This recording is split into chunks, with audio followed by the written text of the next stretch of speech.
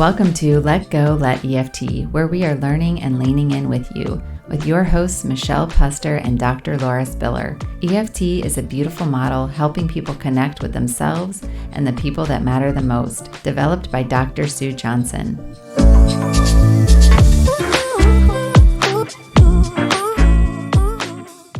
Hi, Michelle.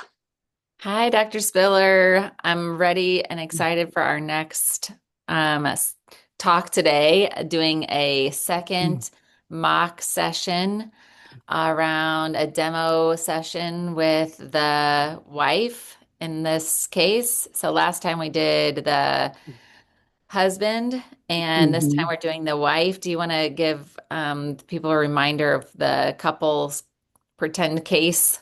Yeah, we're talking. We're demoing a session with a cisgender heterosexual couple who've been married around 10 years. They've got two young children, so they're in that pretty stressful time of marriage and life. Their connection and their intimacy has been becoming gradually more strained over time due to all that parenting and dual career pressure. And this is the fourth session. So this is when we would really start, going into more of tracking the cycle, the sexual cycle, and we've already done an intake session and the individual sessions. Yes. Yeah. So we chose this, um, we made up this couple because it's a common couple that we see, right? This where the sexual intimacy is strained at this time in the relationship. So we thought this would be helpful for you guys to Hmm. pull some ideas from for other kinds of couples too, Hmm. and other kinds of strain, but it gives you a starting place. Yeah. So, and I guess we were assuming that we've done a little bit of an EFT overview, so they kind of know, what we mean when we talk about like, you know, an alarm, attachment alarm, or and maybe even have heard the term cycle before. Right. Yes. I Yeah. always give my couples the homework to read the book Hold Me Tight in the first Hmm. session. So hopefully they've read that or gotten Hmm. partway through it. I give them the YouTube video of Sharon Mead's The Cycle, which I think is a great Yeah, little 10-minute clip of what to expect in EFT. So, and then we've totally. been seeding it in the first session and the two assessment Hmm. sessions. And I get to be the wife today, and Dr. Spiller, you get to be the therapist. I'm going to be the therapist. All right, so let's go ahead and get started. So, Michelle, we've been talking a little bit about this distance that's been created in your relationship, not only on the emotional side, but on the sexual side too. When it comes to sexual connection, can you help me find you and, um, you know, when you first feel that kind of sense of uh-oh, when it comes to intimacy? Give me a sense of like where will you be or what might be happening, when you're like, oh, there it is, that awkwardness, that issue, or that alarm says, ugh, this is going to be a mess or this is going to be a problem. I guess it happens when my partner puts their hand on my leg and I'm just tense up because Mm. I'm like, uh-oh, what do they want? And Mm. do I want that? Probably not. And it just starts right then because if I say no, then he gets upset and frustrated. Mm. Maybe if I, you know, like don't say anything, but then at some point I don't want to, then he gets upset and frustrated. So it just feels like a lose-lose Yeah. situation. Oof, I can see how much that hand on your leg brings alive. That's a lot that kind of floods in right there. I want to be with you. I want to be with you with it. So help me picture it almost like a movie. Where would you be? What would the scene look like when he puts that hand on your leg? When does that happen? I don't know. There's different times. It could be like when we're reading books to our kids before bed. It could be when we're like sitting on the couch or in our bed Mm. after the kids have gone to bed and we're like watching a show. Okay. I guess those are the times that it's most likely to happen when I'm tired and Mm. sometimes really frustrated from like how hard it was to get the kids to bed or just, exhausted, Oof. like touched out. Yeah, you're exhausted. It's the end of the day, frustrated sometimes, often touched out, right? It's so much. And then it's finally quiet, the getting to sit on the couch, and then they'll reach out and put that hand on your leg. Yeah, and I feel bad saying this because I know, I mean, look at him. He looks really sad. He looks kind of angry, annoyed. I don't know. I mean, I feel like it's not, I'm gonna start a fight just by even saying any of this. And that's amazing. Even as you bring up this tension and this really rough patch, there's a part of you that notices him. It notices him right now, kind of says, "Oh, wow, this is probably hard for him to hear." Yeah, I don't want to Um, upset him. I don't want to make him mad. mhm. I don't want to be a disappointment to him, when it comes to Oh, our sex life. Like, mm, but I don't yeah. know what to do about it. It's just like a constant source of Mhm. tension. You're naming that, right? There's this tension. There's just this tension. I mean, I can imagine that you feel it right now. There's this tension, um, and then and along with that is that recognition that this is hard and painful for him, that you care about him. You don't want him to feel bad. Um, that care can really fuel the tension, and then the tension like brings up all this meaning about this moment. I've heard you kind of naming some of the meaning there. This is going to lead to more hurt or distance. It's not going to go well. Yeah, You it know, usually doesn't go well. you know, yeah, I can feel that. Yeah, as we're talking about it right now, what are you noticing in your body, or what emotion is there for you? I don't know. I just feel like kind of heavy and dread, a little bit of dread. Mm-hmm. Oh, dread makes a lot of sense right now. Right, there's so much meaning in this moment of how it's probably not going to go well. This relationship is important. You care about him, and you hate this disconnection. It's just dread. Is there a place in your body that dread really shows up the most, or where you kind of feel the dread? I don't know. I guess I just feel like heaviness in my chest and Mm, back. yeah, just this heavy, heavy weight of this. And what does that kind of weighted feeling on your chest and in your back and that dread that's there? I mean, what does that want you to do? What does that have you doing in these moments? I don't know. It just makes me want to go away and Mm, uh, not talk about it, not deal with it. I just want to mhm. go away because it Yeah, doesn't seem like anything's gonna get better. yeah, boy, that makes sense, right? And this care you have for him and the relationship and that knowledge that this is not going to go well, right? Having not much to bring to that because you're exhausted. And then there's this dread and tension. You don't want to feel all that in that moment. You don't want him to feel it.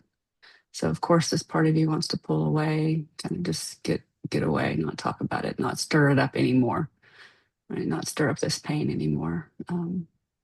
So what would I see if I were there when that feeling of wanting to pull away um, happens, when you kind of want to get away? You probably see me like, like I said initially, I kind of tense up and maybe I move my leg away or I Hmm. maybe get up and leave the room or Hmm. maybe I say not tonight or I'm tired or something like that. Yeah. And then he just usually just kind of like sighs or gets frustrated or Mhm. Mhm. sometimes Yeah, I could really feel how you know him, you know this place, you know how that impacts him. Right in those moments when you really want to get away. This dread is saying, like, just, you know, don't make it worse. Like, it's like, yeah, gotta shut this down before it gets any worse. And you may leave, right? Or tell him, don't get any ideas or not tonight, or, you know, um, yeah, you know how that impacts him. Mhm. Yeah, as you're looking at that moment right now, and you kind of see that, I mean, you do need some way to manage those moments that feel so bad for you. yeah, I This mean, can even this right now, I'm like, he's probably mad at me for saying this or feeling this way about our sexual relationship. Like, hmm Yeah, right. I mean, it is that there's that cycle, right? The more, right, you worry about the disconnection that happens, when you're not on the same page, when you're not, you need something different than what he's hoping for in those moments. That then, that part of you comes up that wants to protect the relationship by, trying to like move away from this place, but that sends him this message, that is painful for him and it can lead to his anger. Um, and we know, like, the more angry he gets, the more loaded these situations are, and it can feel really stuck. yeah, hmm Yeah, he it can. thinks that I don't care about sex or that it's not important to me or I don't know, like Mhm. that's the stuff he says when we fight. I appreciate you bringing it back to that, right? Because that is really underlies all of this, like the fact that you do care, right? You do care. Um, you know, Let me see that, right? Where how is that care kind of weaving through all of this scene that we're visiting right now? How is that care underlying that? Well, he probably can't see that I care. He probably can't see that I um am worried about upsetting him or feel bad for upsetting him or feel hmm like I'm failing or I'm not a good wife because I don't want to have sex tonight. Like he probably doesn't hmm see any of that. He probably just thinks I don't care or I'm indifferent you know, or I'm making excuses. Yeah, yeah. On the inside, there is this part of you that really does feel for him, cares a lot for him, you know, doesn't even want to be in this place where, you're too tired, too overtouched to connect and sexually. That really wishes it were different, and is really pained and scared by the conflict or the disconnection that comes up here. And Yeah. so, and on the outside, he sees somebody who is turning away, Hmm. you know, kind of trying to put some distance there. Yeah. How would it be to let him know that, to be able to say, you see me on the outside, you see me, no, you see me turning away. But on the inside, there's just all this care. I care a lot. Yeah, I can do that. Mhm. On the Mhm. outside, you probably think that I don't care about having sex or that you want to have sex or that, Mhm. probably looks like I don't care to you. But Mhm. on the inside, I'm really upset in those moments because I know that um, you're wanting something and can't give it to you then. And I don't like disappointing you or letting you down or upsetting you. And it's not because I don't love you or want to be with you. It's just because I'm tired and Mhm. overtouched and like it's not you. Wow, thank you so much. Right. You just really helped him see. so much more of you in that, right? That tenderness that's on the inside and it's underneath that protective part that comes up there, right? I really appreciate you sharing that with him so clearly and directly. There's a lot underneath. I know you see me turning away. And then I might turn to and I guess we can kind of cut off the role play now and talk about it a little bit. But that's, of course, this really does help to have Michelle being the client and being able to, um, offer that beautiful glimpse inside to what happens there.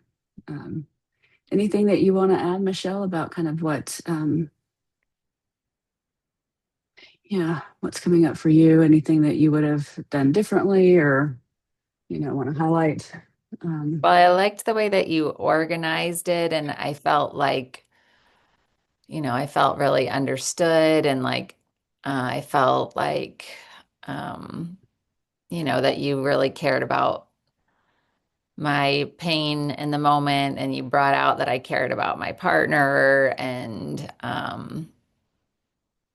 so yeah, I guess that was like calming and just like a relief, because in the mhm, conflict, the partners are like, I imagine that wife feeling like no one, I'm the mhm, bad guy, I'm broken, something's wrong with me, all these mhm.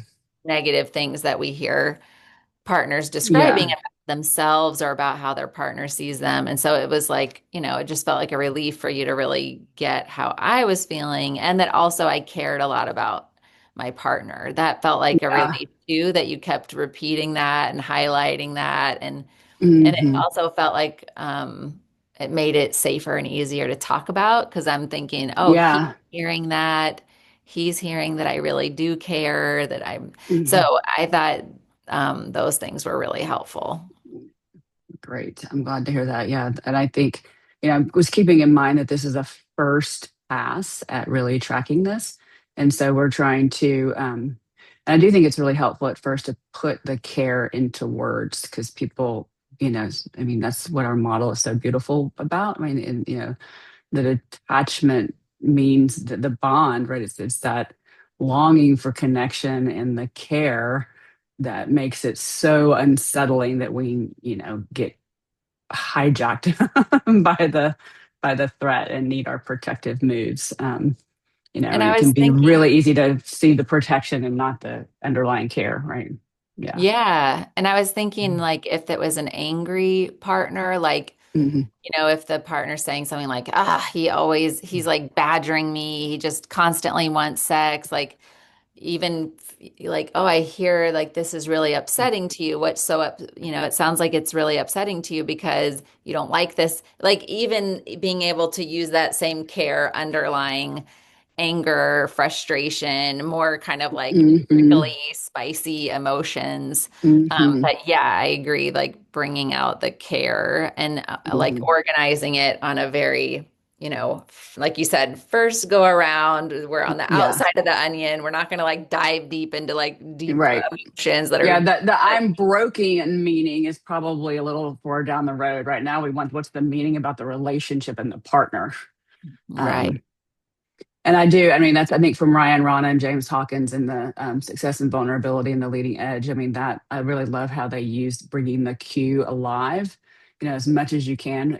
Paint that kind of alarm bell cue and really get some details on that because that's what's going to bring it into their system, into the room, and then we've got a little bit more present process to present emotion to work with. So Yeah, I loved your yeah. question about like what would happen next, or if it was a movie, what would I Mm, see?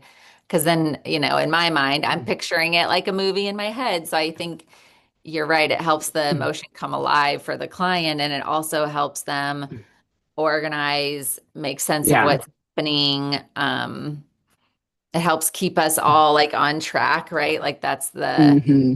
our EFT roadmap. So Hmm. that was really nice question that brought the cue, the uh-oh alarm bell alive. Hmm. Yeah. Well, that was fun. We'll try to do more of these demos because I know that how much it can help as you're learning EFT to just hear the phrases that people use and be able to see it done. Right. And the Mhm. risk, the way that you have Yeah. really risk, Laura. Mhm. Yes, and I would always like copy down like cop phrases that I've heard other like trainers use, and then over time I would find my own language. But yeah, we don't have to reinvent the wheel. We can like use each other for support. Absolutely. I'll So even leave put us. like phrases I want to practice. I'll put them on a post-it note and put them on my monitor if I'm doing, or on my pad.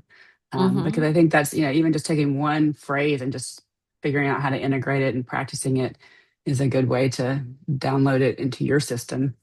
And yeah, and then you can make it yours as you feel more comfortable with it. Right, right. Well, thank you guys so much. And we'd love to hear from you, other topics that you want to hear. What kind, like if you like the demos, I think we enjoy them. So, Hmm. if what kind of things would you like to hear from us? Let us know. What are you finding helpful? And maybe since it's after the holidays, we'll get back into a more regular schedule. We'll Yeah. see. Yeah. Thanks. Bye, everybody.